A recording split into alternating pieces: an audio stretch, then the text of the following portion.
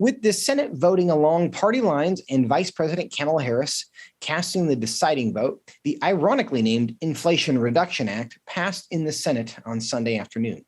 The Democrat-controlled House is scheduled to take up the legislation on Friday, with the bills passing expected soon after that.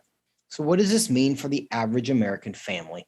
Joining me now to discuss it, as well as his own legislation to prevent federal funding for abortion travel, is Congressman Buddy Carter. He serves on the House Budget Committee and the House Committee on Energy and Commerce, and he represents Georgia's 1st District. Congressman Carter, welcome to Washington Watch. Thank you for having me. It's good to see you today. What was your reaction to the news of the passage of the reconciliation bill over the weekend? Well, quite honestly, I was not surprised. I am disappointed. I tell people all the time that I don't really get surprised anymore, but I still get disappointed, and I'm disappointed in this.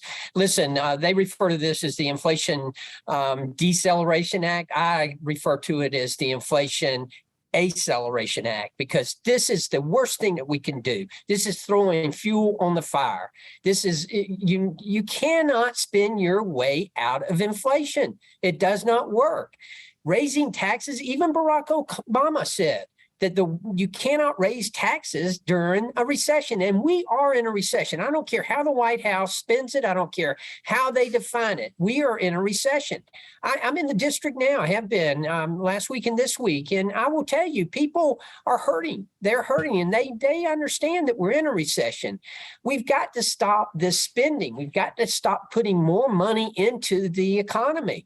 Do no harm. That's the key here. We've got to stop the spending. We've got to unleash our energy independence and our energy power-s, and we've got to do something about the regulatory environment. That's the way we're going to get out of this recession, not by putting more money into this, not by raising taxes. And this is going to raise taxes on everyone. Don't for 1 minute think it's just people making over $400,000 a year. Now, Congressman Carter, you have some perhaps strange bedfellows in your belief that this legislation is not going to reduce inflation.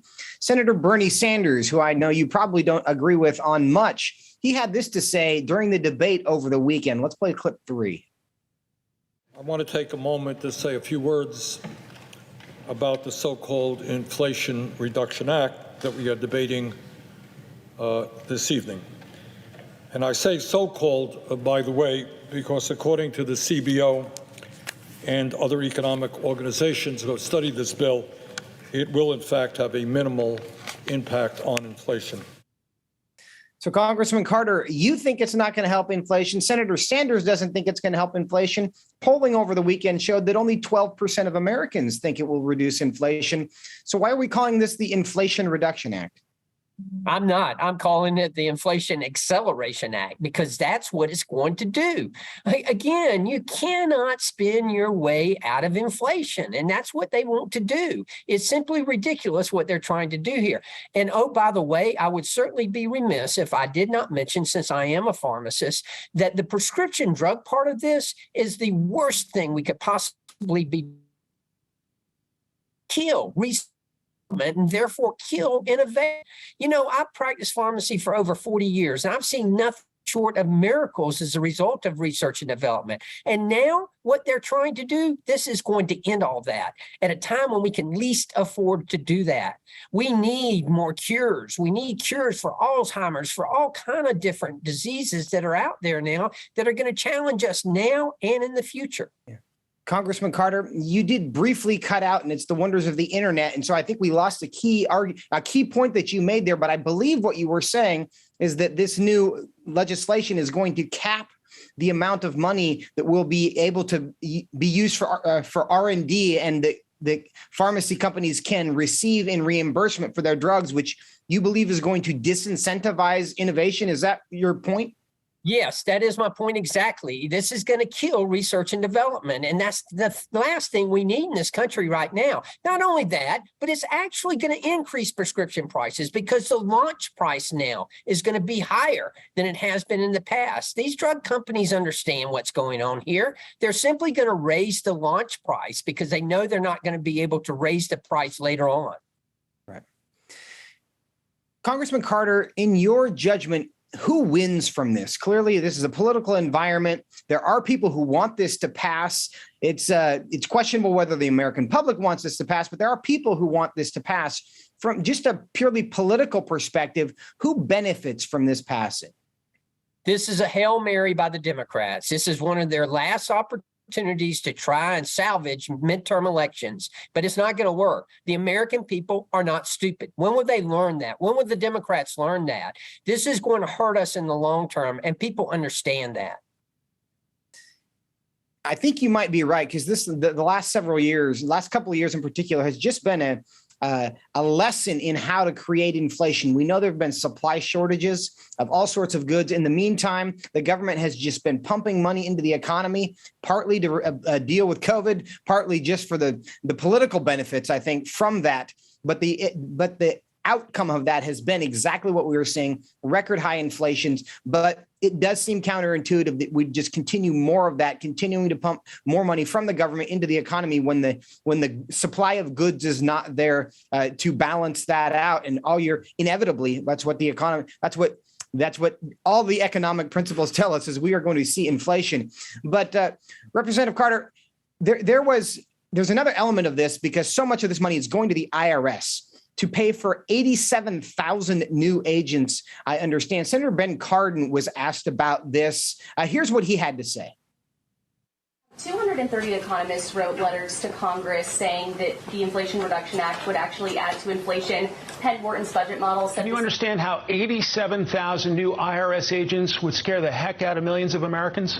Well, millions of Americans aren't going to be impacted by that, other than getting better service from the IRS. There's no reason to be fearful. And if you have paid your taxes and if you comply with our laws, you should want to make sure everyone else does that. Congressman Carter, any reason for Americans to be fearful of 87,000 new IRS agents? Anytime the federal government comes to your door, you should be fearful. Let's make sure we understand that, particularly if they're from the IRS. Of course, this is nothing more than to try to recoup more money.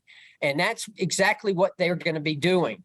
This is going to be a boom for CPAs, but it is going to hurt Americans. That's why I say, to think that taxes are going to go up only on those making over $400,000 a year, wrong. This is going to hurt everyone. Very quickly, this bill is coming from the Senate over to you and your colleagues in the House. What do you expect to happen there? I suspect it'll be along party lines. I don't know that we'll have anyone in the Republican Party. We may have a couple who vote for it, but I'm sure that the Speaker, who admittedly does a good job in counting votes, I'm sure she'll have the votes to get it passed. I want to switch topics on you in our remaining moments here. News in the last couple of weeks, because President Biden, his executive order requiring the federal government to reimburse travel expenses for those who want to travel across state lines to get abortions. You've responded with some legislation. Tell us about that. It is the Defunding Abortion Transportation Act. And what it does is to make sure that no taxpayers' money are used for people to be able to travel to get an abortion. It's a common sense bill. I co-sponsored it along with the chair of our conference, Elise Stefanik from New York. And it says it does exactly what it should do. And that is to make sure that taxpayers' money is not used to help anyone travel to get an abortion. That's not what we're supposed to be doing in this country, and that should not be done. And this is what it will do, is to prohibit it. Now, Congressman Carter, we all know about the long-standing debate over the Hyde Amendment. And this is something that even President Biden, when he was representative, then Senator Biden for decades, literally was a strong defender of the Hyde Amendment. He abandoned that support of the Hyde Amendment in order to win the Democratic nomination to the White House, and he has done so, of course. But the principle of the Hyde Amendment is we can't use federal dollars to fund abortion. Now, in this case, it's not his executive order doesn't say, oh, we're going to pay for abortion. It says we're going to pay for transportation so that people can go get abortions. Is there any sense in which this executive order itself might be a violation of the Hyde Amendment? I certainly think it is. There's no question in my mind it is a violation of the Hyde Amendment, and the intent of the Hyde Amendment and the spirit of the Hyde Amendment is that no taxpayers' money will be used for abortion. Well, this is to help with transportation for abortion, therefore it is abortion. Now, look, everyone has the right to interstate travel. Nobody questions that. But you do not have the right to use taxpayers' funds to travel to get an abortion. Is this purely a political move? Is there any practical benefit from having the federal government say that we're going to pay for people's abortions? Is there precedent for something like that, paying for travel? Yeah, there is monies out there to help people, non-emergency medical transport, people who are on dialysis. But no, there is not a precedent for allowing taxpayers' money to be used for the purpose of abortion, of traveling to get an abortion or anything of that sense. And this is just the president and the administration, again, trying to protest the decision by the Supreme Court of Roe versus Wade, which obviously I applaud. And now it goes back to the states, and the states will make that decision on a state-by-state basis. Representative Carter, one more question. I want to go back to the reconciliation bill again. We've got about a minute left. The money that is being spent here, is this being borrowed? Is it being printed? Where is this? Is it just tax increases? Where is it coming from? Well, a lot of it will be the 87,000 IRS agents that are going to be added. Now they want to come in and try to get blood out of a turnip. And that's going to be some of it. But yes, there are tax increases in there on corporations. And, you know, again, even Barack Obama said you do not go up on taxes during a recession. But this administration, the Biden administration, they are tone deaf. They do not understand. They don't understand, again, that you cannot spend your way out of inflation. It cannot be done. This is going to raise taxes. It's going to raise taxes across the board, whether you make $400,000 or less than $400,000. It will raise taxes. And yes, I'm sure it's going to increase our debt, which we can ill afford to do at this point. Congressman Carter, we are out of time, but thank you so much for your time today. We'll do it again soon. Thank you.